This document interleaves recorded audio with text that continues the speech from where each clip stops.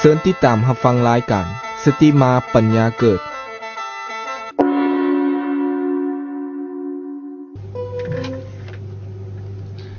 ก็ข้าเจริญพรเอาตัวญาติโยมผู้ฟังอยู่ทางบ้านเนาะมื้อนี้ก็มาพบกันวันละหนึ่งอีกซึ่งเป็นมือเดือน11เอาใหม่14ค่ำแล้วก็กงกับวันศุกร์วันที่18เดือน10ถ้าเป็นวันสำคัญของชาวพุทธเฮาก็ว่าได้มื้อนี้นะเพราะว่ามื้ออื่นนี่ซึ่งจะเป็นวันออกพรรษามื้อนี้เป็นมื้อ14ค่ำเอิ้นว่าเป็นวันครูบาอาจารย์แท้พรหมหรือวันโกนน้องเป็นวันน้องวันพระอันนึงน้องวันพระอันนึงวันนี้มีความสำคัญเนื่องจากว่ามื้ออื่นนี่เป็นมื้อออกพรรษาแล้วก็จะเอาเรื่องเกี่ยวกับประวรณาออกพรรษาแล้วก็ถ้ามีเวลาต่อไปก็สิเว้าช่วงออกพรรษานี่มันก็เป็นการกฐินการละกทานก็เลยอยากจะว่าทำความเข้าใจกับออกตุนโยมออกพรรษานี้มันหมายความว่าอะไรประวรณานี้หมายความว่าอะไรหลายคนหลายท่านก็เคยจะได้ยินได้ฟังมาแล้วแต่ว่าก็ให้ได้ยินเพิ่มเติมอีกหรือว่าบ่ทันได้ยินก็ให้ได้ยินนะมีความเข้าใจแล้วก็จะได้เข้าใจขึ้นเพิ่มอีกโดยพระอาจารย์คือออกพรรษาเข้าพรรษานี่เฮาก็เฮ็ดมาตั้งแต่ปู่ย่าตายายเนาะพระอาจารย์เนาะหรือว่าบ่แม่นปู่ย่าตายายก็เป็นประเพณีศึกยังพุทธศาสนามาเป็นระยะเวลาดนนานแล้วว่าซั่นซะแล้วส่วนเข้าพรรษาอยู่บ้านเฮานี้ก็ออกพรรษานี่ก็คือว่าเพิ่นจะเตรียมหยังอาจารย์เพิ่นต่อฮอก็ตบดอกไม้เอามือออกพรรษาเนี่ยอาจารย์เคยเห็นว่าแต่น้อยมันซะโดยส่วนมากแล้วก็อันนั้นเป็นเรื่องของชาวเอาคนญาติโยมชาวพุทธจะเตรียมว่าซั่นจะเป็นหน้าที่เป็นการเตรียมข้าวต้มข้าวนมเครื่องทายทานต่างๆอาหารวันข้าวอันนั้นเป็นหน้าที่ของเอาคนญาติโยมผู้ชาวพุทธเพิ่นเตรียมไว้แล้วอันนั้นคือจะเข้าใจกันแล้วครับเขาเลยบ่อยากเล่าถึงเพราะว่ามันเวลามันสิหมดแปะเรื่องข้าวต้มข้าวนมเรื่องเตรียมเครื่องทายทานเพราะว่าส่วนใหญ่ก็เอาตนนิยมเขาเข้าใจกันแบบนั้นคือเฮ็ดบุญเฮ็ดทานอยู่ยาวอยู่เงินก็เตรียมไว้แล้วแล้วจะมาเว้าคำว่าออกพรรษานี้หมายความว่าจังได๋คือครูบาอาจารย์เพิ่นอยู่ครบไตรมาส3เดือนตั้งแต่มื้อเดือน8แรม1ค่ำมาจนฮอดเดือน10เพ็ง15ค่ำเป็นมื้อครบวาระทวนไตรมาส3เดือนแล้วครูบาอาจารย์นี่เพิ่นจะไปประวรณาออกพรรษาคำว่าประวรณานี่ต้องร่วมกันกับคณะสงฆ์ถ้ามีองค์เดียวจะประวรณาก็บ่ได้นะแต่ต้องมี4องค์ขึ้นไปประวรณาในครั้งพุทธกาลนี้พระพุทธเจ้าของเฮานี่หลังจากเพิ่นได้ตรัสรู้อนุตตรสัมมาสัมโพธิญาณแล้วก็ขึ้นไปโพธิแม่อยู่ที่สันดาวดึงในวันพรรษาที่7ในคือหมายความว่าตัสรู้มาแล้วในพรรษาที่7เนาะแม่นแหละเพราะว่าเพิ่นบวชมาได้6พรรษาแล้วตัสรู้เด้พรรษาที่7นี่ขึ้นมาโพธิแม่อยู่สันดาวดึงก็มีเทศพระอภิธรรมอภิธรรมมา7คัมภีร์นึงหมดเทศให้แก่เทวดาฟังแล้วก็มีผู้บรรลุเป็นโสดาก็มีอนาคาก็มีหรือเป็นพระอรหันต์ก็มีแล้วก็ไปปรินิพพานแล้วบ่ต้องลงมาเกิดนะก็มีอันนี้เว้าแบบลักษณะว่าอยากย่อนิดนึงเนาะโดยพระอาจารย์คือขออนุญาตคือการฟังธรรมนี้เนาะเทวดาหากว่ามีผู้มีบุญบารมีไปโพธิไปพายเพิ่นฟังแล้วเพิ่นก็สามารถบรรลุธรรมได้คือกันเนาะพระอาจารย์เนาะบรรลุธรรมได้ต่างแต่ว่าจะมีครูบาอาจารย์หรือมีพระพุทธเจ้าไปโพธิบ่เพราะว่าก็ยากที่จะขึ้นไปสิ่งที่หรือว่าเป็นโลกทิพย์เป็นโลกที่ละเอียดว่าซั่นซะพระพุทธเจ้าจะอุบัติเกิดขึ้นในโลกนี้ยากที่เราเคยเล่าให้ฟังแล้วพระพุทธเจ้าอุบัติเกิดขึ้นในโลกนี้ก็ยากนึงแล้วหลังจากเพิ่นไปเทศนาสอนพระบิดาเพิ่นแล้วพระมารดาพระมารดานะเพราะว่าเป็นหยังพระมารดาจึงไปอยู่ที่นั่นก็ย้อนว่าคือหลังจากพระพุทธเจ้าเพิ่นเจ้าจ่ายศีรษะเพิ่นประสูติขึ้นมาแล้วคือมารดาของเพิ่นก็สวรรคตหรือว่าเสียชีวิตไปนั่นเพิ่นก็อยากตอบบุญแทนคุณค่าน้ำนมของแม่เนาะดังนั้นเมื่อบ่มีโอกาสได้ฟังธรรมอยู่ในโลกมนุษย์พระพุทธเจ้าก็หลังจากตรัสรู้แล้วก็ได้มีเมตตาไปจำพรรษาสอนธรรม ต้องบุญแทนคุณแก่มารดาและก็เทวดาทั้งหลายก็มาฟังก็ได้วันนี้3เดือนแล้ววันนี้เพิ่นก็ได้ลงมาบ่พระอาจารย์เลยลงมาในครั้งที่มันจะลงมานั้นชาวบ้านชาวเมืองก็ถามว่าพระพุทธเจ้าจะมาลงมาออกพรรษาอยู่บ่พระสิลงมาออกพรรษาอยู่บ่เริ่มลงมาประวรณาอยู่บ่พระโมคคัลลาก็เลยครับอาสาว่าขึ้นมาเบิ่งเมื่อรัตนานิมนต์ว่าซั่นพระเจ้าก็บอกว่าเดี๋ยวนี้เราส่งอยู่บันไดหลายสุดส่งอยู่เมืองสังฆสานครหลายเฮาจะลงไปประวรณาออกพรรษาอยู่ในวันนั้นแล้วก็พระอินทร์ก็เลยหลังจากได้ยินข่าวเสร็จแล้วก็นิมิตเป็นขั้นใดเงินขั้นใดแก้วแล้วขั้นใดขับลงมาแล้ววันนั้นพระพุทธเจ้าก็เลยลงมาในขั้นใดแก้วแล้วเทวดาทั้งหลายก็ลงมาขั้นใดเงินมาส่งด้วยพระอินทร์มาพระอินทร์พร้อมด้วยเทวดาลงมาขั้นใดเงินแล้วก็พระสงฆ์ที่เมื่อนิมนต์ก็ลงมาขั้นใดคำในวันนั้นน่ะเขาเอิ้นว่าวันเปิดโลกเขาจะเอิ้นว่าวันเปิดโลกหรือว่าวันเปิดโลกนี่เปิดเป็นแบบไหนวันเปิดโลกหรือว่าวันถวายเนตรนะบางเขาเอิ้นว่าพระวันอาทิตย์บางอาทิตย์เนี่ยพระประจำวันอาทิตย์พูดได้เกินวันอาทิตย์บางคนก็เอิ้นว่าปางถวายเนตรบางคนก็ว่าปางเปิดตาเด้อเปิดโลกคือคำว่าเปิดโลกนี่หมายความว่าโลกทั้ง3เห็นกันคือเทวดาก็เห็นมนุษย์ก็เห็นเทวดาสัตว์นรกก็เห็นมนุษย์เหมือนมนุษย์ก็เห็นสัตว์นรกวันนั้นพระพุทธเจ้าเปิดให้เห็นกันเลยเพราะปกติเดี๋ยวโลกทั้ง3มันจะบ่เห็นกันพระอาจารย์เนาะคือเทวดาจะเห็นเฮาแต่เฮาบ่เห็นเทวดาอันพวกเพศพวกพี่พวกสัตว์นรกนี่ก็บ่เห็นเฮาก็บ่เห็นกับเจ้าแต่ว่าพระพุทธเจ้าเปิดโลกทั้ง3สัตว์นรกอบายภูมิเนาะก็เห็นมนุษย์ก็เห็นเทวดาแล้วก็พวกสัตว์นรกนี่ก็สามารถเห็นเทวดาได้อีกเทวดาก็เห็นสัตว์นรกมันยังคือสามารถให้สื่อสารเห็นกันทั้งหมดว่าซั่นซะวันนั้นถือว่าเป็นวันสำคัญวันพระพุทธเจ้าเปิดโลกแล้วอีกวันอีกอย่างนึงก็คือว่าหลังจากเปิดโลกแล้วก็พระพุทธเจ้าลงมาแล้วก็เคลื่อนว่าเนี่ยก็จะมีประเพณีกันเกี่ยวกับการทำบุญตักบาตรเทโวบ่คือคำว่าเทโวมาจากเทวโลกนั่นเอาอาจารย์เนาะเทโวโลหะนะเด้อเทโวโลหะนะเทโวก็คือเทวดาแหละเด้อโลหะนะนี่ของเราบ่เข้าใจด้วยว่าเป็นการลงมาว่านี่พระอาจารย์ใหญ่ว่าที่มันต่อเติมเนาะดังนั้นก็คือว่าวันออกพรรษานี่ก็เป็นวันสำคัญโดยเฉพาะว่าวันที่ว่าเปิดโลกเนี่ยปกติแล้วเฮาก็สงสัยว่าโลกที่ละเอียดโลกเทวดาก็ดีโลกทิพย์ก็ดีนรกก็ดีเฮาบ่เห็นแต่ว่ามื้อนั้นนี่เห็นเพราะว่าอาศัยบุญบารมีพระเจ้าเพิ่นให้เห็นไปจ้ะอันนี้ก็เป็นสิ่งที่ว่าอัศจรรย์ว่าซั่นซะที่เฮาได้มี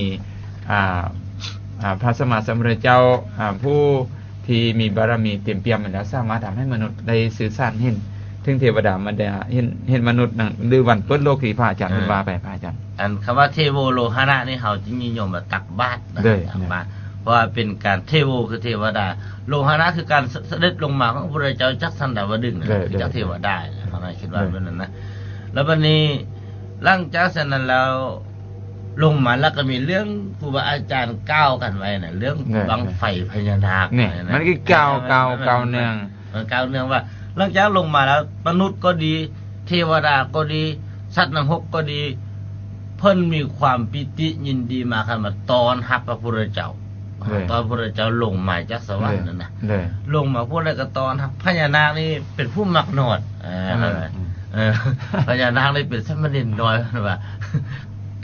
ครูบาอาจารย์ก็ผู้มักนอนว่าซั่นสมัยได้ยินครูบาอาจารย์เพิ่นกล่าวไว้ก็เลยแต่ว่าสิมีอยู่ในธรรมบทหรือบ่นั้นก็พิจารณาได้ครูบาอาจารย์เพิ่นเล่าให้ฟังเนาะเพิ่นว่าอันน่ะหลังจากพระพุทธเจ้าลงมาแล้วพญานาคนี่นอนอย่างเดียวว่าบ่ดึกตื่นขึ้นมาแล้วก็ผู้เผยว่าโอ้พระพุทธเจ้าเสด็จมาจากสันดาวดึงเพิ่นมาแล้วเด้มาแต่มื้อวานนี้พุ่นโอ้ยพญานาคเลยบ่มีหยังข้อบูชาไฟก็เลยว่า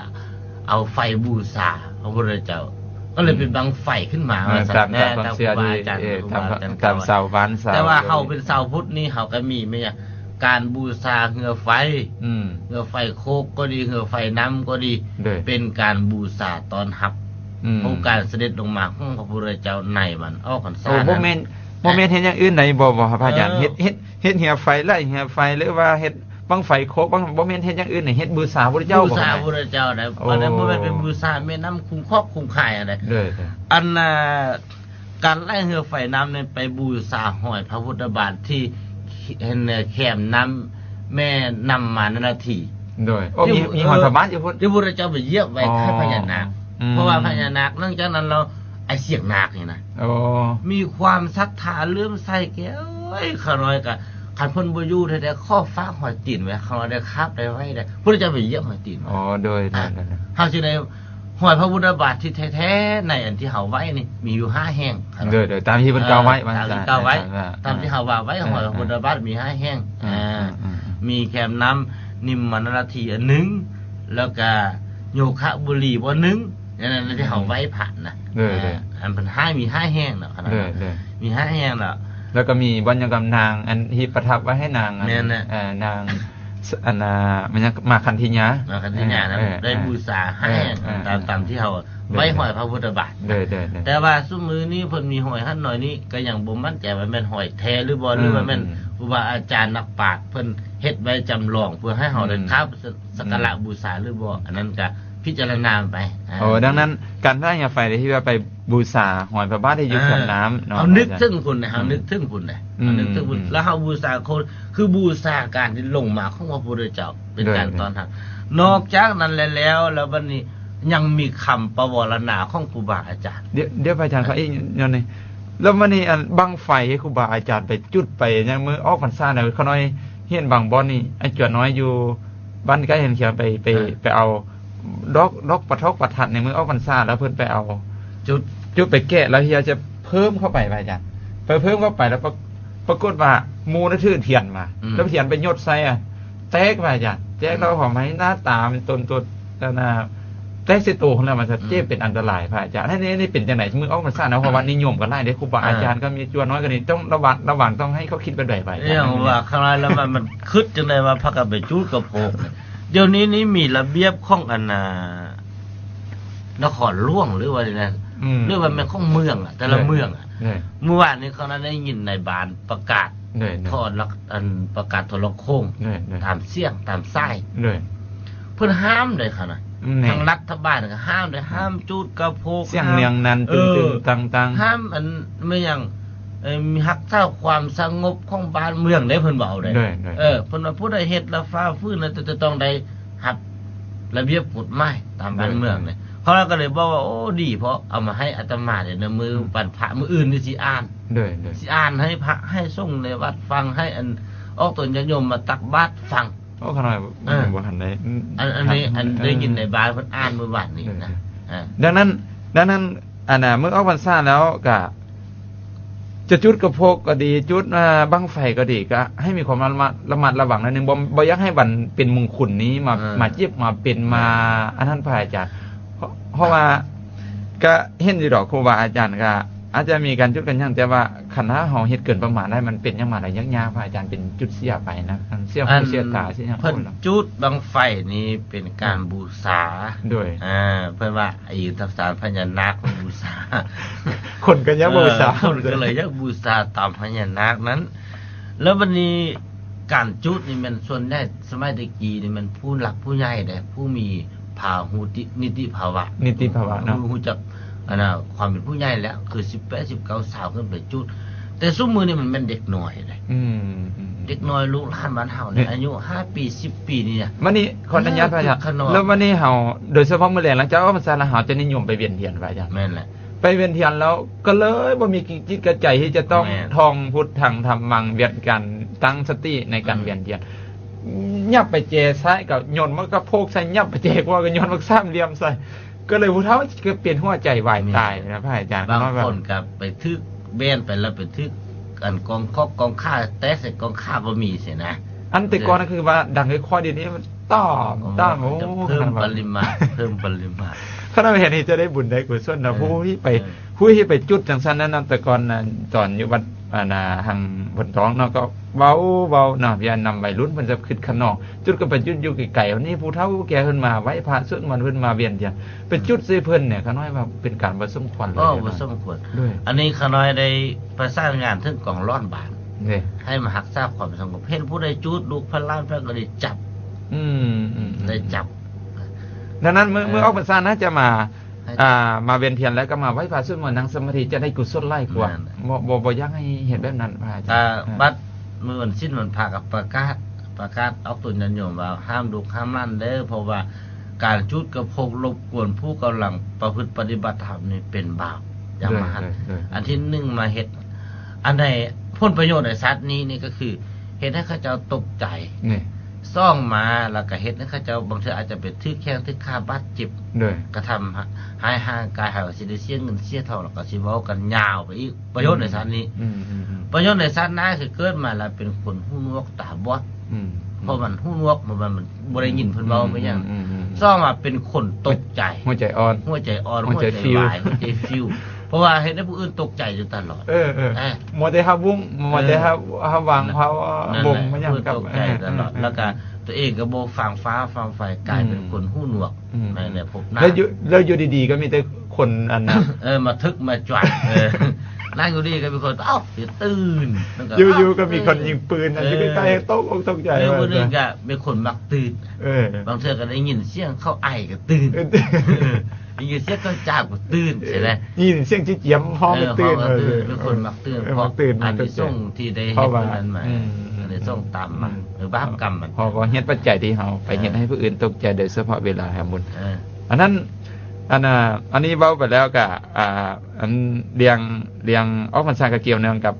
ประเพณีที่มาเกี่ยวข้องกันจุดวันสมฝ่ายเนี่ยผมว่าอาจารย์สมณเณรเรียนวัยรุ่นเนาะแล้ววันนี้ออกพรรษาในเพิ่นมีการประวรณาทั้งที่พระอาจารย์ว่าไปพระอาจารย์ประวรณาเนี่ยมันไม่เข้ามาจังไหนพระอาจารย์ ปวารณานี่คือประกาศตน เด้อ ประกาศตนหรือว่าเสนอตนเอง เพิ่นว่าสร้างคำพันเตปวาเลมิ เด้อ ครอยข้อประกาศแก่ทรง เด้อ คำพันเตปวาเลมิ ทิเทนะว่าด้วยทิฏฐิก็ดี เด้อ ทิเทนะว่าสุเตนะว่าได้ยินก็ดี บริสังกายว่าด้วยกายก็ดี คือสมมุติเฮาอยู่นำกันนี่นะ3เดือนนี่นะ 3 เดือน 3 เดือนนี่นะขาน้อยนี่ข้อประกาศแก่ครูบาอาจารย์ในวัดนี้ หรือว่าในคณะสงฆ์เมืองนี้ เด้อ ในเขตนี้ เด้อ ว่าอันคณะอยู่นำกันมาใน3 เดือนนี้ ด้วยอันน่ะทิฏฐิมานะถือตนถือโตก็ดี หรือว่าเพิ่นได้ยินได้ฟังผู้อื่นก็ดี หรือว่าด้วยกายของเราก็ดีไปสร้างกายอย่าว่าว่าท่านตุมังอายสมโตอนุกัมปังอุปาทายะกรรมที่เป็นกรรมหนักก็ดี กรรมที่เป็นกรรมเบาก็ดี ขอให้ครูบาอาจารย์จงตักเตือนว่าก้าวขาน้อยเด้เนี่ย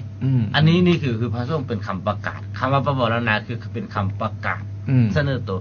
อันหลักการของพระพุทธเจ้าก้าวมานี้นะเฮาออกตนญาติโยมก็ดี หรือว่าบริษัทห้างร้านได้ก็ดี หรือว่าองค์กรต่างๆเนี่ยสามารถนำไปใช้ได้นะครับสามารถนำเอาไปใช้ได้เพราะว่าวันนี้วันประวรณานี้พระสงฆ์จะกล่าวตักเตือนกันนี้ หรือว่าตำหนิติชมกันนี้บ่เป็นอาบัติ บ่เป็นอาบัติ บ่ผิด บ่ให้เครียด บ่ให้เครียด บ่ให้ถือกด ผู้ใดไปถือกดเครื่องในวันนี้ เรื่องอันนี้นี่พระพุทธเจ้าปรับอาบัติปรับอาบัติคือผิดศีล ด้วย แต่ว่าวันอื่นนี่คันมาแล้วไปแล้วมา เว้าได้ว่าเป็นการเปิดกล่องประชุม เปิด กล่องประชุมหรือว่าเฮาเห็นข้อผิดเราก็เฮาว่าลงอุโบสถ เด้อ วันอุโบสถมีอยู่ว่าวันวันนาราศีจตุตสีวันนาราศีคือ15ค่ำเนาะจตุตสีคือแห่14ค่ำแล้วก็วันสามัคคี เด้อ นะวันลงอุโบสถวันนี้เราสามารถทักทวงติเตียนกันได้ แต่ว่าวันสำคัญคือวันปวารณานี่เขาเข้าใจว่าปวารณาคือการประกาศตนคือการเสนอตนว่าเขาน้อยอยู่นำกันมาใน3 เดือนนี่เขาน้อยได้เฮ็ดผิดหยังด้วยกายด้วยวาจาด้วยใจด้วยทิฏฐิมานะได้ก็ดีได้ยินก็ดีได้ฟังก็ดีกรรมนักก็ดีกรรมเบาก็ดีข้อครูบาอาจารย์ว่ากล่าวตักเตือนเขาแล้วสมมุติว่าเอาตนญาติโยมอยู่ในบ้านในเฮือนในบริษัททหารในองค์กรต่างๆจะนำเอาไปใช้ก็ได้ประกาศกันว่าวันนี้เราจะประชุมกันมีการว่ากล่าวตักเตือนทางก่อนางข้อมาลาดมาการซามาเซาโพดหรือว่าพ่อแม่อยู่บ้านอยู่เฮือนพวกเมียอยู่นำกัน3 เดือนวันนี้ ผัวได้เฮ็ดจังได๋เพื่อเมียเมียได้เฮ็ดจังได๋เพื่อผัว มีการว่ากล่าวตักเตือนกันลูกเด้แต่ละคนนี่มีคุณสมบัติดีได้อัน3เดือนผ่านมานี่หรือว่า1เดือนผ่านมานี่ลูกได้เฮ็ดจังได๋ฟังความพ่อแม่บ่แม่ได้เบิ่งแย่งลูกบ่พ่อได้เอาใจใส่ลูกบ่กลับขึ้นมากินข้าวนำโภชนาอาหารร่วมกันอยู่บ้านอยู่เงินบ่หรือว่าไปแต่แนวอื่นอะไรสามารถว่ากล่าวตักเตือนกันได้เอิ้นว่าปะวรณาปะวรณาหมายความว่าให้เปิดอกเปิดใจว่าเปิดอกเปิดใจเจ้าเอาค่อยก็บ่เกียรติเจ้าว่าค่อยก็เพื่อจะได้ให้ผู้อื่นสงแซงว่าดีบ่ดีทึกผิดอย่างไรเพื่อจะได้นำไปปรับปรุงตัวเองถ้าบ่เปิดอกวันนี้พระอาจารย์ก็จะยังมีความเกรงใจเพราะว่าวันนี้เปิดโอกาสให้ได้เว้าได้ว่าเต็มที่ว่าในลักษณะที่ว่าอยู่ไตรมาสสมมุติว่าตลอดไตรมาส3เดือนที่ครูบาอาจารย์จำพรรษาอาจจะไล่วัดไล่องค์มาอยู่นำกันก็อาจจะมีการบันทึกหยังก็ให้กล่าวติเตียนกันแต่ถ้ามาเป็นชาวบ้านเฮ็ดเวียกอย่างนั้นคือพระอาจารย์มาไปเนาะก็เฮ็ดเวียกมานำกันไล่เมื่อเฮียก็จมยิ้มๆบ่กล้าเว้าให้กันแต่ว่าเมื่อเปิดโอกาสกันแล้วก็ให้ได้เว้าแสดงความคิดเห็นแล้วก็บ่ให้ถือโทษติเตียนกันเลยว่าอันจองเวรกันให้ไม่ให้ถือว่าเป็นการติเพื่อกอเพื่อจะได้นำไปเพื่อพัฒนาให้ดีขึ้นพระอาจารย์แต่ว่าพระอาจารย์สุดท้ายแล้วเนาะเวลามือออกมาจากปวารณาอยู่แต่ว่าก็ยังก็เปิดโอกาสอยู่แต่ว่าสุดท้ายก็ยังบ่เข้าใจว่าปวารณาสุดท้ายนะนั่นแหละว่าแต่ภาษาบาลีบ่เข้าใจความหมายว่าเพิ่นให้เว้าติเตียนบ่ให้เปิดโอกาสว่าจังได๋ก็อาจจะยังบ่ทันเข้าใจได้จุดประโยชน์ตัวนี้เท่าที่ควรและอีกอย่างนึงพระอาจารย์หลังจากเพิ่นเปิดโอกาสแล้วอีกบางบ่อนเนี่ยออกพรรษาเนาะเพิ่นก็มีคือตามที่บอสมันเอาพระอาจารย์การแล้วก็ตามศึกษามันนะครับคือออกพรรษาเนี่ยก็ส่วนหลายก็เมื่อตอนประวรณาก็คือให้เวลาอันสมควรแจงตักบาตรและน้ำเลยจึงไปประวรณากันแต่มีบางบ่อนพระอาจารย์เพิ่นเราไปประวรณาออกพรรษาเนี่ยมันคือก้อนแจ้งเนี่ยมันตั้งแต่3 โมงบ่2 โมงกลางคืนเนี่ยข้าน้อยก็บ่ค่อยปรากฏนะบ่ค่อยปรากฏนะเพิ่นตามทัศนะความคิดพระอาจารย์คิดว่าเป็นยังไงพระอาจารย์ข้าน้อยบ่ได้เว้าตามทัศนะความคิดข้าน้อยจะขอเว้าตามพระวินัยด้วยพระวินัยนี้ถ้าการลงอุโบสถก็ดีถ้าตอนค่ำเนี่ยให้เตรียมไฟนะบุพกิจแล้วตอนค่ำเนี่ยหมายความว่าตอนค่ำบ่แม่นตอนเช้าถ้าเฮาสิว่าตามอรุณวันได้อรุณนะคำว่าอรุณนี่คือหยังพระอาจารย์อรุณคือแจ้งนะครับคือแจ้งตามหลักของชาวโลกเขานับสุริยคติเนาะสุริยคตินับคือดวงตะเวนนับจากชิ้นตะเวนไปแล้วพอ12 โมงกลางคืนคือว่าเป็นมือใหม่เนาะชาวโลกเขาจะนับอย่างสุริยคติเนาะแต่ว่าในทางพุทธศาสนาเฮานับจันทรคติเนี่ยครับนับจันทรคติหลังจากเดือนนี้หายไปปุ๊บยังเป็นมือใหม่เดือนจะหายไปได้นี่มันต้องระดับ5 โมงเช้าเลยครับ5 โมงหรือ6 โมงเลยเดือนหายได้นะเพราะฉะนั้นจึงเป็นวันใหม่พระพุทธเจ้าว่านับจันทรคตินะบ่ได้นับสุริยคติได้แต่ว่าพวกวันที่เดือนปีนี้เขาจะนับสุริยคติเขาสิ12 โมงกลางคืนเปลี่ยนเป็นมื้อใหม่เฮา12 โมงกลางคืนแล้วเฮาสิอ้างว่าเป็นมื้อใหม่แล้วไปสั่นข้าวน้ำโภชนาอาหารเฮ็ดโจ๊กเฮ็ดเจกินเบิ่งบางเทื่อบางบ่อนเนาะเบิ่งเตะบ้านเนาะเบิ่งเตะบ้านโลกบ้านยังเพิ่นเบิ่งล่ะพอ12 โมงมื้อใหม่แล้วสิตั้งครัวอยู่ครัวกินเอาซกเล็กมีหยังคือเฮาได้ยินครูบาอาจารย์เทศน์น่ะอัน1 2 โมง2 โมง3 โมงคืนข้างวัวครัวควายเอาซกเล็กมาถวายครูบาอาจารย์ว่าเป็นมื้อใหม่บ่แม่นเด้ครับเป็นอาบัติเด้เข้าใจผิดเนี่ยเข้าใจผิดเพราะพระพุทธเจ้าว่าวันต้องนับจันทรคติเท่านั้นคือเบิ่งลายมือเห็นลายมือคนจะว่าเห็นลายมือใหญ่บ่ได้ฟ้าใส่เห็นแล้วไม่ก็ว่าคือจังซี่ว่าอย่างเนาะตามคือก็น้อยไปศึกษาและปฏิบัตินำครูบาอาจารย์โดยเฉพาะเข้าปริวาสเนี่ยเพิ่นจะให้เก็บข้อปฏิบัติของเฮาเนี่ยจนกว่าว่าได้อรุณคำว่าได้อรุณก็คือเหมือนพระอาจารย์ว่านะคือแจ้งเห็นลายมือ1ช่องเห็นใบไม้อ่อนใบไม้แก่ว่าซั่นให้มันสามารถแยกได้ชัดเจนว่าเห็นใบไม้อ่อนใบไม้แก่ว่าซั่นอันนี้สมัยก่อนเขาน้อยเป็นจั่วน้อยเนาะเขาไปบุญทัดล่วงเนาะไปบุญทัดล่วงเนาะพอวันนี้เขาก็ไปก่อนกลางคืนนะบางองค์ก็ครูบาอาจารย์ญาพ่อญาปู่ญาตามาแต่ต่างข้อต่างแข้งมาหอมกันพ พอฮอดตอนกลางคืนแล้วนะว่าได้12โมงเลย12ไปแล้วว่าซั่น อืม ก็เห็นเพิ่นนั่ง ซื้อบางเขาลาบนะ เป็นบางข้าวหลามก็ดีปิ้งไก่ก็ดีหรือว่าชั้นโจกก็ดีนั่งอยู่ห้านไม่ออกก็ว่ามันเป็นมื้อใหม่แล้วไม่ออกก็บ่ฮู้เนาะตัวเหนียวเพิ่นก็ว่าอย่าพอเพิ่นมาสั้นได้แล้วก็สั้นเนาะ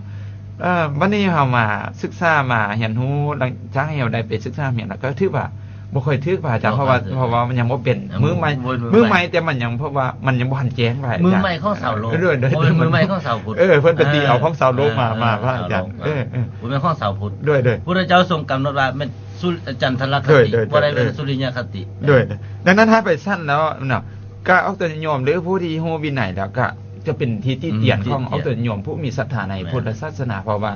คือว่ามันยังบ่หันแจ้งบ่เป็นมื้อใหม่เถื่อว่าซั่นเป็นมื้อใหม่ของชาวโลกแต่บ่แม่นมื้อใหม่ตามทัศนะพุทธศาสนาหรือว่าที่เฮาถือกันว่าซั่นนั้นครูบาอาจารย์นี่ก็ดีเนาะหากว่ามีความเข้าใจว่าแจ้งแล้วเนาะท่านไหว้พระมาแล้วท่านมีต้องเข้าใจคือว่าให้ทำความเข้าใจใหม่ว่าเข้าใจด้วยพระอาจารย์นี่ถ้าไรก็ วันนี้มันต้องต่อเว้าเรื่องอันลงอุโบสถเอาปวารณาเราก็เคยเสนอนำครูบาอาจารย์อยู่ว่าครูบาอาจารย์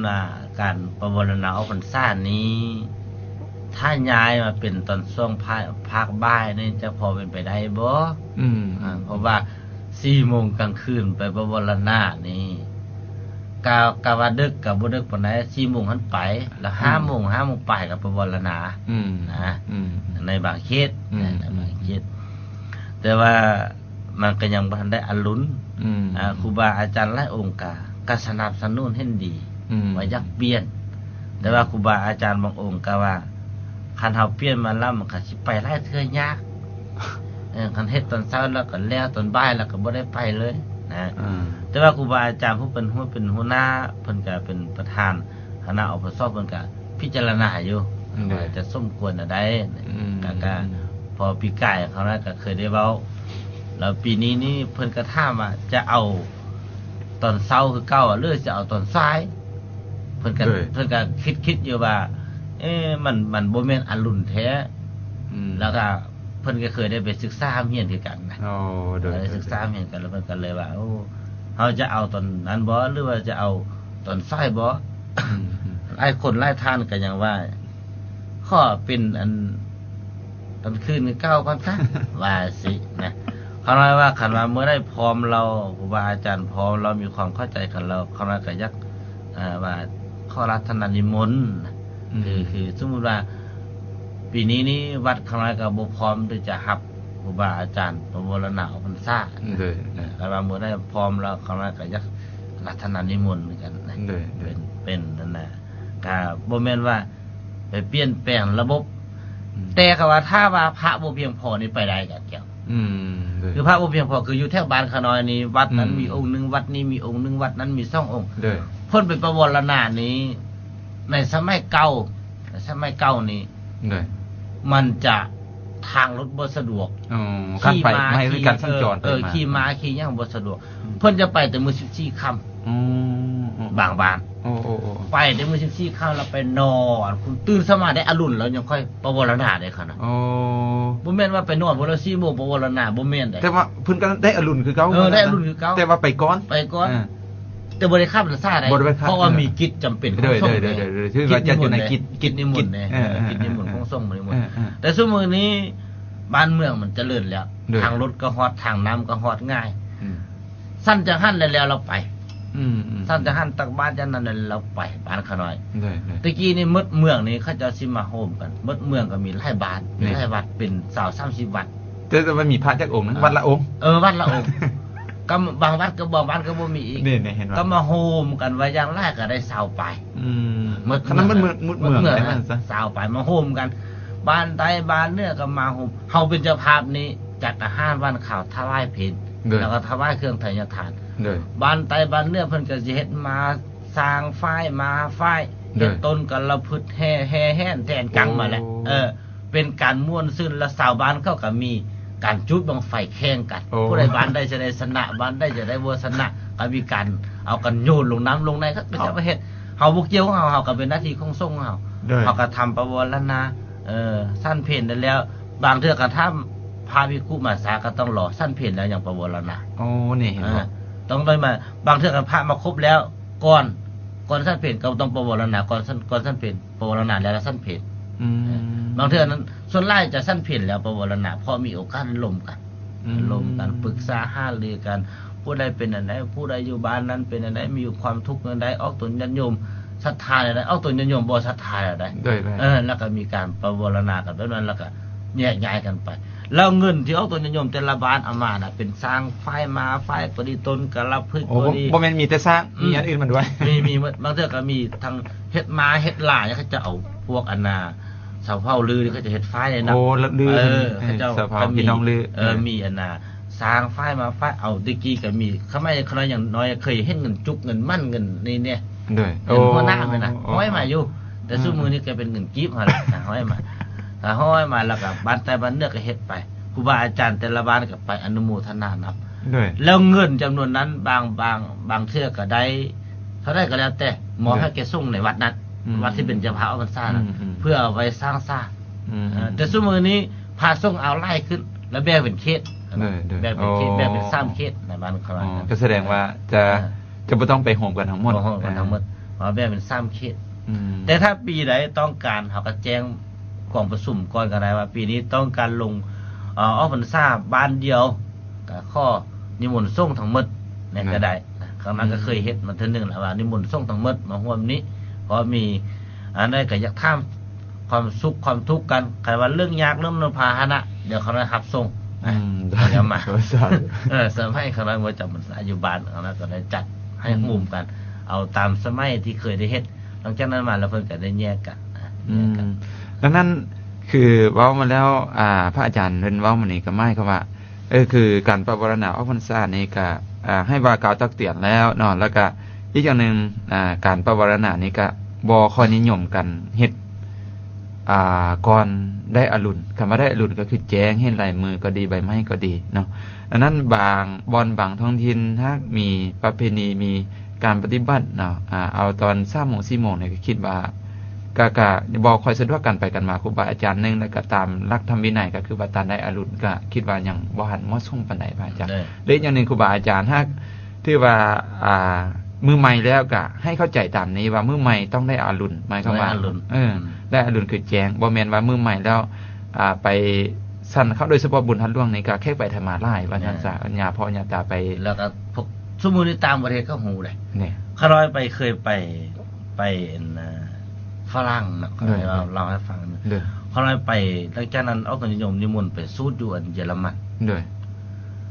พวกยุโรปเขาฮู้ได้นี่เขาว่าอันห่มผ้าคือเฮาจังซี่นี่เขาว่าแม่นพวกไทยกับลาวเพราะนั้นเขาว่าเขาว่าอันน่ะไทยลาวนี่ถือศาสนาในสุดยอดเข่งพระวินัยแท้ๆตามพระพุทธเจ้าเขาได้เคยได้ไปสนทนาแล้วคณะถามว่าพม่าได้ก็คือห่มผ้าคือไข่นี่ห่มผ้าคือไข่นี่พม่านี่อย่างสามารถนั่งกับผู้หญิงได้ถึงบ่ได้เข่งต่ำอันหลักธรรมคำสอนของพระพุทธเจ้าก้าวแท้บุตรก้าวแท้แล้วคำเมนเด้คำเมนกับห่มผ้าคือค่อยนี่ก็คือกันนี่อะไรก็ว่าสิล่ะคำเมนก็ยังบ่ได้เข่งแบบพวกอันนั้นลาวกับไทยกับไทยเพราะว่ายังอันน่ะสามารถไปประท้วงประเทียงอย่างใดอย่างบ่ถือว่าเป็นพุทธศาสนาบ่มีผู้สงบมันว่าซั่นแล้วเขาถามว่าเจ้าเป็นจังเจ้าคือฮู้พุทธศาสนาค่อยเห็นเอกพุทธศาสนาโอ้โหแล้วเดี๋ยวนี้นี่คนยุโรปนี่คั่นมาเห็นเอกพุทธศาสนานี่หลายที่สุดเลยใครว่าเป็นนุ่งอันคืออันนั้นนะเขาว่ามันมีแต่จีนกับอันพุทธทางจีนพุทธทางจีนแล้วพุทธอันทิเบตแล้วบนอันไต้หวันอันอย่างญี่ปุ่นแล้วว่าพวกนี้นี่บ่เข่งเขาฮู้หมดแล้วอันชิ้นเห่านี่เขาฮู้หมดเลยโอ้เขาหน่อยว่าโอ้บ่ธรรมดาเด้จะห้าวไปดูทุกเขาได้โลเลๆแถวนี้บ่ได้เด้โอ้ยอีเวซันฝรั่งไม่พาบ่ได้แล้วบ่ได้ต้องไปพี่อันน่ะภาษาต่างประเทศทางนี้แต่มันต้องเข้าให้เห็นพุทธศาสนาน่ะคณะเฮาเป็นชาวพุทธยังบ่ได้เห็นพุทธศาสนาเฮาจะไปเรียนนั้นภาษาอังกฤษบ่ไปเรียนอันอื่นน่ะแต่เขาก็มาเรียนก็คิดไปพุ่นแล้วนี่แต่เขาก็มาเรียนพุทธศาสนาน่าสนใจจ้ะแต่ว่าเห็นอันอื่นเนี่ยเขาก็ดีใจอยู่รัฐศาสตร์นิติศาสตร์อันไหนอย่างก็แล้วแต่เขาได้ดีแต่พวกไปเห็น ไสยศาสตร์นี่เนี่ยเขาระบบค่อยพอใจมาได้เห็นเอกไสยศาสตร์ได้ดูหมอลงนะลงหมู่นี่อันนี้เขาโอ้มันเอกไสยศาสตร์ได้ เอ็กยุ้งอันนี้ ยุ่งเอกไสยศาสตร์มันเอกแนวอื่นเลย ยุ้งไปมากกันไปอันนี้นะยุ้งไปหมดนะ เอกไสยศาสตร์วันนี้ไปดูหมอแล้วใช่ป่ะเอาต้องไปสูดรดน้ำพระวันนั้นต้องไปบวชจวดอยู่พระวันนี้เนี่ยว่าไปดูหมอบางเทื่อเนี่ยเนาะไปดูหมอไปเอกไสยศาสตร์มันไปเห็นเอกไสยศาสตร์มันจบมาปั๊บโอ้ลูกเจ้านี่มีเคราะห์ไปบวชอยู่วัดได้ก็ไปให้ไปบวชอยู่วัดป่าเด้อสบายอีกเด้ไปบวชอยู่วัดบ้านบ่ได้ไปบวชอยู่วัดป่าเคราะห์อย่างสิหมด ใช่ ไปสูดรดน้ำกันไปสูดอยู่วัดได้ก็บ่ได้ต้องไปสูดเนี่ยพอเท่าๆเด้เคราะห์จริงค่อยหมดอย่างพอเราเท่าบางคนก็ให้ก็บวชไม่สูดบ่ได้ซะมันสิไปหมดจังได๋เนี่ยอันนี้แหละคือสมัยนี้ ดังนั้นให้ออกตัวโยมนะอันนั้นเขาเป็นสาวพุทธเนาะก็ตัวนี้ไม่ได้เสียมมันแล้วก็ให้ฟังฮู้ไว้ฮู้แดนบางเฮียว่าเพิ่นนี่จบเอกนี้เพิ่นจะจบเพิ่นจะศึกษาหาด้านจิตปริญญาโดยเฉพาะผู้หญิงเนี่ยเพิ่นจะว่าปัญหาผู้หญิงเนี่ยจะมีปัญหาด้านใดหลายที่สุดโดยเฉพาะเกี่ยวกับแท้งลูกบ่เกี่ยวกับไอ้โอ้ปัญหาสังคมเรื่องแท้งลูกนี่หลายที่สุดเลยหลายที่สุดข้างในนี่อยู่ในวัดนั้นเดือนนึงนี่บางเทื่อนี่มีฮอด2คน3คนเข้าไปหาเรื่องอันนั้นเสียไปถวายพระออมพระแต๊บนี่น่ะบางเดือนกันผู้นึงทุกเดือนเนี่ยเขาโอ้ปัญหาอาการน่าเป็นห่วงเหลือเกินนั่นน่ะเป็นห่วง ดังนั้นเขาก็จะจับจุดไปแล้วจับจุดแล้วเขาก็เขาก็ได้เห็นจะเป็นต้องไปจังซี่นะยุ่งว่ามันยุ่งอะไรยุ่งครูบาอาจารย์ได้นะมันเกี่ยวข้องกันได้แล้วจะกินกันจ้ามืออีกโอ้มันกินข้าวบ่แซ่บได้มือบ่ดีเด้อกินข้าวบ่แซ่บได้มันยุ่งเข้าไปพายาดังนั้นเขาได้เอกยุ่งนะเอกยุ่งดังนั้นเอกพุทธศาสนาคือว่าเนี่ยโอ้ชาวต่างประเทศเขาเห็นเอกพุทธศาสนาเนี่ยมันนี่เฮาพระอาจารย์คือเพิ่นเว้าคำนี้แล้วเขาน้อยรู้สึกว่าปลื้มใจเห็นเขาวันนี้เฮาเป็นสาวพุทธแต่ว่าเฮาก็หม่นเซ้ยแล้วเฮามองข้ามเฮาบ่ได้มีสาวพุทธหรือว่าสาวลาวเฮานี่นะมีจักคนที่จบเอกทางพุทธศาสนาเนี่ยพระอาจารย์บ่ค่อยมีเลยเนี่ยยังก็มีแต่พวกอาทิตย์อาจารย์หาว่าพอมีไปเรียนเอกปรัชญาพุทธศาสนาก็มีนะพอเฮ็ดอยู่อันอยู่แนวลาสังสารก็มีนะคือคำหยาดคนนึงเขาจะก็ไล่คนอยู่ก็มีอยู่แต่ว่าในฐานะครูบาอาจารย์ทางนอกนี่เขาอย่างบ่ฮู้ว่าจะจบมาหรือบ่เพราะว่ามันวีซ่าของระดับมหาลัยนี่มันมีเด้มันเป็นเกณฑ์มาตรฐานของสากลเด้ต้องมีวีซ่าพื้นฐานมันต้องมีปรัชญากฎหมายเบื้องต้นที่เขาเคยศึกษาเห็นมาแต่อันนี้ก็เห็นเองก็เจาะจงเข้าไปอีกอาจารย์เห็นอันนี้สมมุติเราบ่ได้เห็นจบเอกมันนี่ครับไปสอนปรัชญานี่ก็ยากๆเลยครับนะสอนมั่วซั่วบางเทื่อก็สับหน้าสับหลังบุกเข้าเรื่องเข้าหลายเนี่ยไปสอนพุทธศาสนาแล้วศาสตร์บางคนเนี่ยไปสอนพุทธศาสนาพุทธเจ้าชื่ออยู่จังไดแม่พุทธเจ้าชื่อจังไดก็บ่ฮู้จักบางคนไปประกาศเขาได้ยินซ้ำมานิดหน่อยว่าฟังว่ามีครูบาอาจารย์ไปสอนแล้วว่าพวกเจ้าว่าวินัยกับธรรมะได้มันเกิดก่อนกันไอ้โจทย์ตอบว่าธรรมะเกิดก่อนวินัยแม่นเจ้าเพชรวินัยเกิดก่อนธรรมะจุดน้อยเขาละเที่ยงต่อไปอาจารย์สันพระเจ้าพุทธเจ้าตรัสรู้แล้วเพิ่นเอาไม่ยังประเทศเพิ่นจะให้แกเป็นเจ้าวัคคีต่างห้าเพื่อก็เอาธรรมจักรกับปรสุตเราเป็นไม่ยังมันวินัยมันทำทำเลยเนาะทำเนี่ยเข้าเที่ยงให้คะแนนเข้าอันนี้เขาถ้าเป็นห่วงน่าเป็นห่วงเพราะว่าเป็นผู้สอนผู้ใจความรู้แต่ว่าเฮาบ่มีความรู้ในการที่จะสอนแต่เฮาก็สอนไปก็จะทำให้ลูกศิษย์ลูกหาเควไปประมาณสาระทำซ่อนไปอันนี้คือเว้าเรื่องออกพรรษาแกยาวมาถึงประบรณา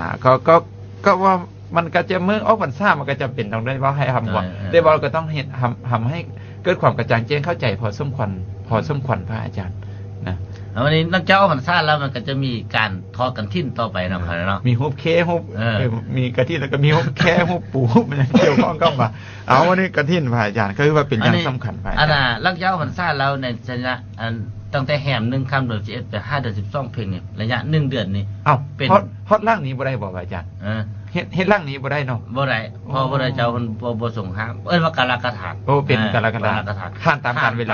าเฉพาะการเท่านั้นปีนึงมีทื่อเดียวเท่านั้นจะไปเฮ็ดต่อยอดบ่ได้เนาะต่อยอดบ่ได้แล้ววัดนึงจะไปเฮ็ด2 เทื่อก็บ่ได้บ่ได้อีกสมมุติว่าคือวัดนาทมใช่เนาะมีออกต้นโยมอยู่บ้านนั้นบ้านนี้มาถวายแล้วบ้านนั้นสถานใจกว่าอีกสิมาถวายตึมก็บ่ได้ฮับบ่ได้แล้วก็พระภิกษุส่งสักส่วนออกต้นโยม5มาเว้าเองครับบ่ได้ไปเป็นบ่คือห้าปลาบ่คือดังนั้นบุญกฐินนี่สำคัญเนาะพระอาจารย์เนาะสำคัญ เพราะฉะนั้นกันทินนี้ พระอาจารย์นี่ เป็นระยะส่วนระยะในช่วงเดือนอันนั้นในช่วงเดือน1 เดือนนั้นกันทินน่ะ โดย แล้ววันนี้กันทินนี้มันต้องยาวนะครับถ้า โด จะ ย บอกว่ากันทินนี้ยาว แต่ว่าอันนี้นำเอามาให้เอาตัวนิยมผู้ฟัง เกิน ทาง เกิน บ้าน ให้ฟังหน่อยนึงก่อนว่าเดี๋ยว พอเป็น พอ ข้อคิด โดย ข้อคิดไว้ส่วนได้ส่วนหนึ่ง โดย เราเชื่อว่าต้องมีครูบาอาจารย์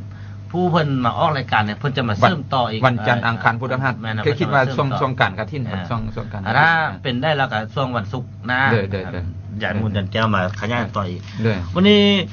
การทินนี้มีความสำคัญในช่วงเดือนหนึ่งพระจะฮับกันทินนี้จะต้องอยู่จำพรรษาทวนไตรมาสได้ขนาด โดยเอ้า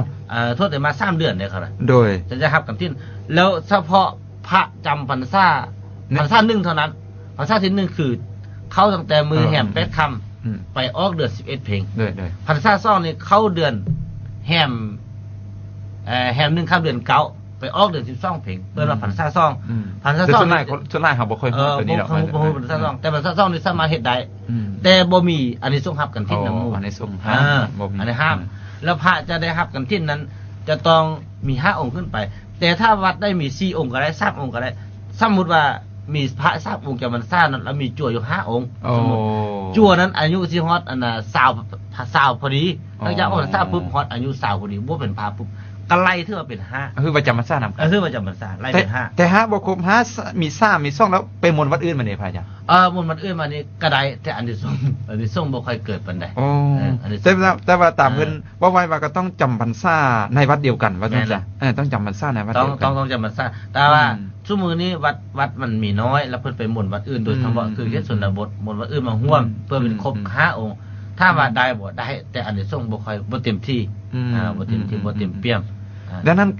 การที่ไปที่มาของการที่นี่เกิดขึ้นย้อนหยังพระอาจารย์ลองเล่าคร่าวๆเลย ที่ไปที่มาของกันที่นี่ในสมัยอันน่ะครั้งพุทธกาลนี่ภิกษุชาวเมืองปะทะ ด้วย 30 องค์หลังจากไปจำพรรษาอยู่เมืองปะทะแล้ว มีความอิ่มอกอิ่มใจออกพรรษาปวารณาคือมื้ออื่นนี่นะปวารณาปุ๊บแล้วอยากไปข้ามนมัสการพระพุทธเจ้า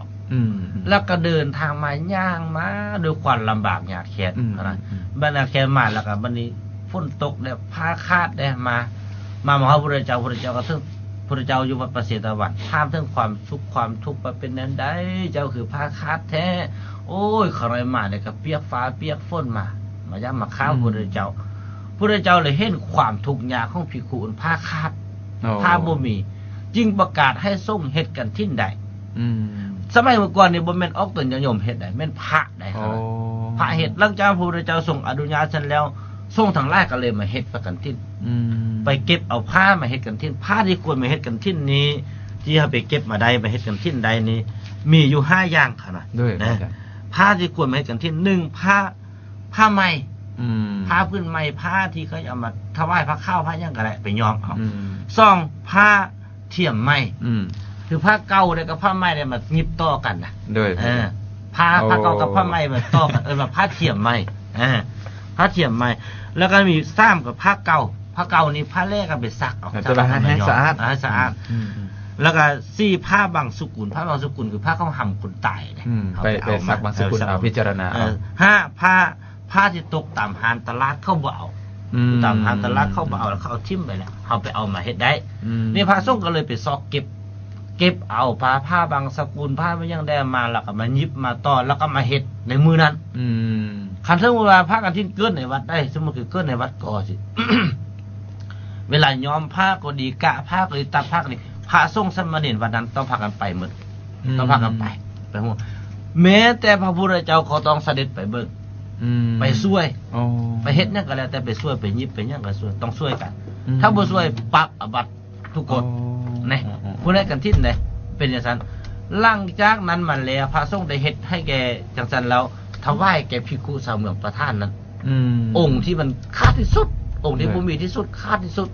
แล้วเลื่อนนั้นเป็นพระบริวารพระบริวารจะเป็นพระสบงก็ได้พระอันคุมก็ได้เอาจ่ายแต่ละองค์ตกลงให้ได้ครบกันเรื่องพระบริวารแล้วต่อมาแล้วมีความสำคัญว่าพระสงฆ์เฮ็ดกันออกตนญาณโยมเลยว่าศรัทธาอยากเฮ็ดนำได้บ่ขน้อยเป็นพ่อไม่ออกได้ไปเฮ็ดนำได้บ่พุทธเจ้าว่าใดนางวิสาขาตอนนั้นอายุ16 ปีแล้วครับ16 ปีแล้วบ่ตอน16 ปีตอนนั้นเป็นประกาศ คนทำอิฐของการเฮ็ดกันทิ้นใด อ๋อ คนทำอิฐโอ้ข้าใช้เขาน้อยก็เฮ็ดกันทิ้นใดยังบ่ทันได้มีครอบมีครัวเลยตอนนั้นนะเขาน้อยก็เฮ็ดกันทิ้นนำแด้เสร็จเป็นเจ้าภาพเฮ็ดกันทิ้นเลยเป็นอุปสิกาคนทำอิฐของศาสนานี้เลยเพราะฉะนั้นการเฮ็ดกันทิ้นนี่บ่ได้ไล่อายุน้อยอายุแก่16 ปีเวลาเฮาซุมื้อนี้ไปถึงโอ้ยบ่ฮอด60บ่ฮอด70บ่ฮอด120เฮ็ดกันทิ้นบ่ได้เอาบ่เกี่ยวนาวิสาขานี่อายุ16 ปีเฮ็ดคนทำอิฐของศาสนานี้นี่วันนี้คำว่ากันทิ้นนี้ กันทิ้นนี่คือสะดึงหรือสะเดาครับ สะดึงนี่คือหยัง สะดึงคือเพื่อเอาไม้มาครึ่งกันมาครึ่งมาเฮ็ดเป็นซี่แจนะครับเฮ็ดเป็นซี่แจแล้ว เวลาเฮา เขาจะตัดผ้า ตัดผ้าแล้วเฮาไปครึ่งแล้วบัดนี้เฮาเอานำเข้าตี ให้มันอ่อนมันนุ่มเฮาเน่งมันเข่งเลยนะคือเฮาแอนเข่งกอกนี่นะครับคือเฮาเข่งนั่ง คือไม้วัดพระว่าซั่นซะ ไม้วัดพระเลยตอนนั้นมันตี ไม้ยิงพระว่าซั่นซะ ไม้ยิงพระแล้วก็เฮ็ดกันทิ้นคำว่ากันทิ้นนี่มันผ้าล้วนๆนะครับ เด้อบ่แม่นอื่น บ่แม่นอื่น บ่แม่นกล่องใหญ่บ่ บ่แม่นกล่องใหญ่บ่แม่นว่าโอ้กันทิ้นเราจะต้องไปเฮ็ดกองอัฐะใหญ่ๆมักเบ่งเป็นอุ้มๆเสียมักเบ่งเตียงใหญ่ๆเพราะเสื้อสูงๆราคาเป็น50 อันพัน60 พันหรือว่าเป็นหยัง10 ปลายล้าน20 ปลายล้านบ่เกี่ยวเนี่ยบ่เกี่ยว เขานั้นอย่างว่าคันกระถินมีเตียงใหญ่หรือว่ามีเบิ่งใหญ่พระพุทธเจ้าเพิ่นจะเอาอันเดอร์พาไปสู่ส้มสมัยก่อนเพิ่นจะเอาไปไว้ใส่ร้อนบ่ได้เป็นอย่างนี้ เพิ่นเน้นผ้าเด้กันทิ้นนี่หมายถึงผ้าเด้ครับบ่ได้เน้นไปเตียงบ่ได้ไปเน้นมุงบ่ได้ไปเน้นม่อนบ่ได้ไปเน้นเตียงใหญ่บ่ได้เป็นเน้นบาดใหญ่บ่ได้ไปเน้นอันต้นกะลาพึกใหญ่เพิ่นบ่ได้เน้นได้เพิ่นเน้นผ้ากัดทิ้นคือสะดึงหรือสะเดาหรือผ้าดังนั้นเอาแต่ยอมผู้เป็นเจ้าภาพหรือว่าจะเฮ็ดกฐินก็ดีบ่อยากให้เน้นอื่นเน้นผ้าดังนั้นผ้าในผ้าเป็นผ้าก็มีลายเกตมีลายแบบลายบางคนบ่เข้าใจนี่โกกอกกระทะนี่กล่องกฐินนี่น่ะราคาเป็น10 ล้าน20 ล้านล้านผ้าให้ครูบาอาจารย์นี่ผ้าบ่ค่อยดีบิดบัดเดียวแตกดูแหละเนี่ยเพราะดอกมันยิบบ่ดีไม่ค่อยยิบบ่ดีแตกดูแล้วผ้านี่มันมีราคาของมันเด้อไตอันน่ะ1.5ก็มีแต่1.5นี่บิด3 บาทจิกเลยบ่แม่นว่าติอันของกินของทานบอกออกตนญาติโยมผู้ที่จะเอาไปทานให้ฮู้ถ้าบ่ฮู้เฮาทานนี่แม่ออกเสียเปรียบของผู้เขาเจ้าขายมันกับสงเสียอย่าไปนุ่งบ่หยังกระดูกขาดแล้วผู้ขายนี่บ่ได้หมายความว่าจะดีหมดได้บางคนนี่ขายโดยศรัทธาแท้บางคนนี่ขายเพื่อหวังผลประโยชน์อาจารย์เกี่ยววันนี้สมมุติเราไปปุ๊บผ้าไต่1.5ก็ว่าผ้าดีวิเศษวันนี้ออกตัวนิยมบ่เคยบวชบ่เคยนุ่งบ่เคยห่มเนาะสิไปฮู้อ่ะคือเฮานี่กันอาจารย์ไปซื้อโซ่เขาน้อยได้แม่ดิไปตลาดเห็นโซ่แล้วก็โซ่แล้วซื้อเลยแหละเด้เฮาบ่เคยมีนุ่งโซ่บ่เคยนุ่งเสื้อให้ฮู้พระคุมนี่อาจารย์ไปซื้อพระคุมฮู้เลยว่าผ้ารุ่นได้นี่ครูบาอาจารย์ใส่แล้วดีนี่ฮู้นี่เพราะฉะนั้นออกตัวนิยมต้องถามครูบาอาจารย์ผู้เพิ่นฮู้นิดนึงเรื่องผ้าเลยบางเดือนไต่ 1,500 นี่ก็ไปว่าไต่200,000ไต่อัน1.5นี่ก็ว่าไต่200,000มื้อไต่300,000ก็เว้าไปแล้วผ้าอันนี้ต่อมานี่มันจะมีผ้าไต่2.5แล้วจะมีไต่500,000ถ้าไต่500,000นี้จะเป็นเกรดค่อนข้างดีระดับ2ลงมาคันไต่300,000ไต่3อันน่ะไต่7.5นี่จะเป็นผ้าดีที่สุดเลยยังมีเกรดขึ้นไปมีผ้าดีที่สุดดังนั้นเพิ่งว่าราคานี่จะสูงแต่ห้างว่าเฮาเฮ็ดกฐินนี่เฮาก็ตั้งใจเห็นแล้ววันนี้เฮาเอาไปซื้ออื่นแพงกว่าซื้อผ้าอีกอันตัวสิเน้นสมบูรณ์เน้นตัวบ่เน้นกับเป็นเน้นเนี่ยตัวสำคัญกับบ่เห็นความสำคัญตัวบ่สำคัญกับไปเห็นความสำคัญไปเห็นสำคัญอยู่ที่มักเบ่งไปเห็นสำคัญที่เตียงใหญ่ถ้ามันมีเตียงใหญ่แล้วเห็นคนว่าอ๋อกองกฐินเจ้าใหญ่นะปีนี้นะคักน่าใส่เบิ่งยิ้มเปยนี่อันนั้นบ่ได้เกี่ยวได้บ่ได้เกี่ยวกันทิ้นได้บ่ได้เกี่ยวกันทิ้นได้โดยสมมุติเอาไปปุ๊บครูบาอาจารย์ไปคุมผ้าปรับโอ้ยผ้าขาดแล้วอันนี้ส่งบ่เกินเลยเขาหน่อยอันนี้ส่งบ่เกินสมมุติว่าแทนที่เฮาจะให้ครูบาอาจารย์ได้ใส่ได้สร้อยผ้าอันที่เฮาคุมเฮานั่นน่ะมันจะบ่เกิดประโยชน์ขั้นตัวที่จะให้มันเป็นเนื้อหาสาระแก่นสารกับเฮาก็บ่ได้เน้นบ่ได้ให้ความสำคัญนั่นแหละบางทีเว้าเรื่องเตียงบ่นี่ถ้าเป็นเตียงไม้นี่เตียงไม้ซุมื้อนี้ก็เขาหน่อยน่ะพับเหลือเกินบางเทื่อแล้วก็พวกอันมอดกินแล้วเฮาไปนั่งแห้งก็หักเอาไปย่องถ้วยก็หัก ครูบาอาจารย์ครับน้ำหนักอุดมสมบูรณ์ได้ไหม มัน นะ นี่เฮาจะเอาไปนอนยังไงบางเทื่อนั่นก็แคบเนาะเม็ดเดียวก็บ่ได้ เด้อ 80บางเทื่อก็ว่ายัง เนี่ย ไปนอนเตียงบ่ตกเตียงตายซับ ด้วย เตียงก็ขึ้นนางก็หัก ไม่นั่นไม่แต่ตายยูไหมอาจารย์ยูไหมยูมันเละไปไป อ๋อ บ่ประโยชน์ของเราคือเอาไปหย่องถ้วยหย่องบัวถ้าสมมุติเฮามีเตียงใหญ่มีมักเบ่งใหญ่เอาไปแล้วมักเบ่งไปไว้ห้องเพื่อนมันก็ขับห้องเนาะเขาเลยเนาะเตียงเอาไปไว้ซะได้มันก็ขับไว้ปะไว้แหละตากแดดนอนฝนละลาพวกกินบางเทื่อก็ดีมักเบ่งใหญ่นะไว้ซะก็กรีดเอาจุดไฟซะแล้วแล้วมันสิเป็นประโยชน์อย่างนั้นมักเบ่งใหญ่สีเขียว เอามักเบ่งธรรมดาก็ได้แล้วเนาะ มันเป็นประโยชน์ไปอย่าง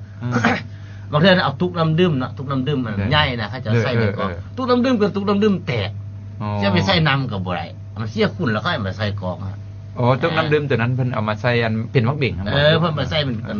ตีนเหมือนนี้ ตีน เอาที่ใส่ให้นิดนึงนี่ให้มันหนักนี่ อืม มันก็แตกเลยเฮ็ดได้ ด้วย โอ้หลายอย่างเขาน่ะบ่เป็นประโย แล้ว ชน์ วัน หลา นี้ ยอย่าง กล่องกระถินกล่องหนึงบ่แม่นทึกเลยจ้ะ บางได้ยินว่าบางเทื่อก็10ปลายล้านพุ่นได้10ปลายล้าน20ล้าน ได้ยินเขาเจ้าบอกให้ฟังนะอันนี้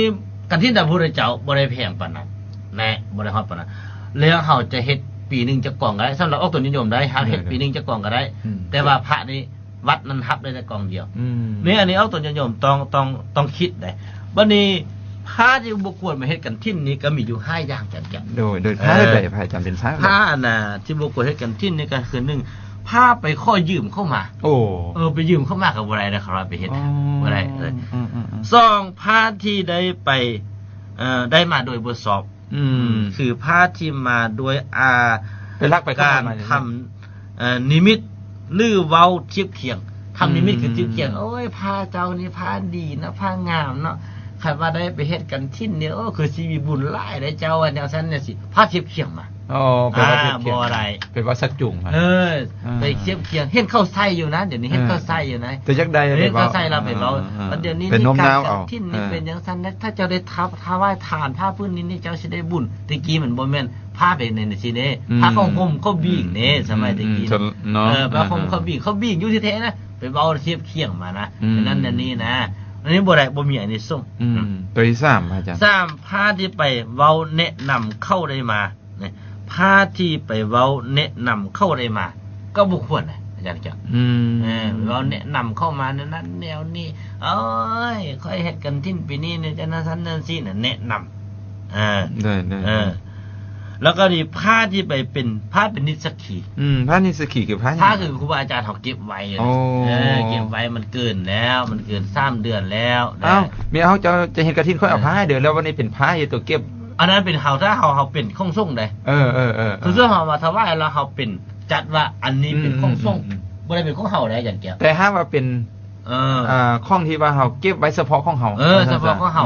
เป็นนิสสกีอันผ้าที่เฮาว่าอันนี้เป็นเครื่องข้องที่ออกตัวนิยมมากินมาทานแล้วมันลวกล่าเขาจัดไว้ในสร้าง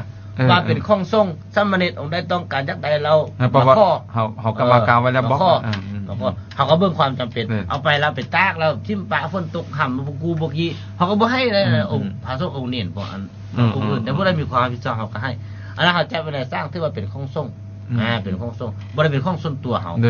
ซึ่งมาเข้าจะเขตส่วนตัวที่เฮาก็เอาไว้เป็นข้องส่งก็ถือว่าบ่เป็นนิสสกีปฏิติเป็นข้องส่งแล้วบัดนี้ข้อที่5นี่ผ้าที่ได้มาโดยบ่บริสุทธิ์คือเป็นหลักของเข้ามาอันนี้ก็ห้ามไปกินเบทานห้ามไปกินเบทานเพราะฉะนั้นผ้า5อย่างนี้ผ้าที่บ่ควรไปเฮ็ดกันทิ้นนะผ้าที่บ่ดังนั้นเอาตัวยอมจะเฮ็ดกันที่นี่ต้องฮู้เรื่องผ้าแม่น่ะต้องฮู้เรื่องผ้าได้บ่เป็นฮู้เรื่องกอกอัฐะใหญ่เลยบ่แม่นฮู้เรื่องอื่นเลยมันออกตนญาติโยมจะเฮ็ดกันทิ้นต้องฮู้เรื่องพระออกตนญาติโยมจะบวชพระต้องฮู้บริขารแปะออกตนญาติโยมจะเฮ็ดกองอัฐะต้องฮู้บริขารแปะที่กันบ่แม่นว่าไปฮู้จักกองอัฐะใหญ่แนวนั้นแนวนี้อย่างใหญ่มักเบ่งใหญ่แล้วมาเป็นกองกฐินแล้วว่าเป็นบุญบ่แม่นบุญตามชาวบ้านชาวเมืองนิยมกันแต่บ่เป็นบุญตามพระพุทธศาสนาที่เอิ้นซื่อๆกล่าวเขาเอิ้นเอาซื่อๆแต่ว่าเนื้อในมันบ่เปลี่ยนไปเนื้อในมันบ่แม่นเฮาว่าเขา ข้าวเหนียวอันนั้นเสียงขว้างแต่ว่ากินแล้วมันซัมโบแมน เขาเนี่ยเสียงคว้างมันไปกินเขาเนี่ยสำเนื้อใช่ไหม มันบ่ทึกตามแท้ว่าอาจารย์ บ่ทึกตามแท้ มีเวลาไงดังนั้นรายละเอียดนั่นนะคิดว่าครูบาอาจารย์ที่จะมาออกคงจะได้เบารายละเอียดต่อไปเรื่องกฐิน อันนี้ภาษาสัมพันธ์ถึงเอาตัวยันยมผู้ไปฟังเทศน์เนาะอยู่ที่วัดนาคูนน้อยมือเพิ่นจะไปบรรยายธรรมะในวันอาทิตย์ที่มานี้นะมีญาพ่อไพ่นะเพิ่นจะไปบรรยายญาพ่อไพ่แล้วก็อาจารย์วิสัย วัดสัมปักเหตุกับวัดโอ้หลายองค์ มัน เนาะ จะซ่ององค์มันจะไปบรรยายอยู่ที่วัดนาคูน้อย นาคูน้อย หัวข้อว่าสมถะวิปัสสนากรรมฐานกับการพัฒนาชีวิตของมนุษย์ไปฟังนะฟังของก้อนนี่ สมถะ ฟังแล้วเย็นใจแล้ว การพัฒนาชีวิตนะ แฟฟังก็เย็นใจแล้ว วันนี้บ่ได้เอาตัวยันยมอยู่ทางบ้านท่าม บ่ได้เปิดสายเพราะว่าเวลาจอ หรือว่าท่ามบ่เอาได้1เนาะอย่างเรื่องเวลา บ่ทันแล้วอาจารย์นาทีเดียวบ่ทันครับ ต้องเป็น1บ่ได้มีท่ามอันใดแล้วบ่มีแล้วเนาะ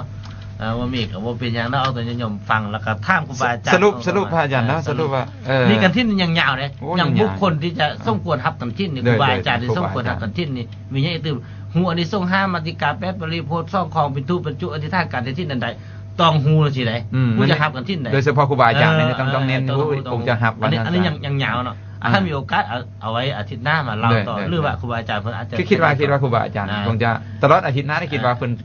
จะเกี่ยวข้องกับเรื่องนี้เกี่ยวข้องหมดแล้วมันซะ เอาท้ายที่สุดนี่ก็ข้ออวยชัยให้พรเอาตนญาติโยมผู้ฟังอยู่ทางบ้านก็มีแต่ความสุขความเจริญเป็นมาค้าขึ้นมีความให้ทุกข์ให้สุขให้โลกให้ภัยให้พยานบ้านอย่างมีทีค่าอายุมั่นยืนตลอดกาลนานทุกท่านทุกคนเถิด สาธุ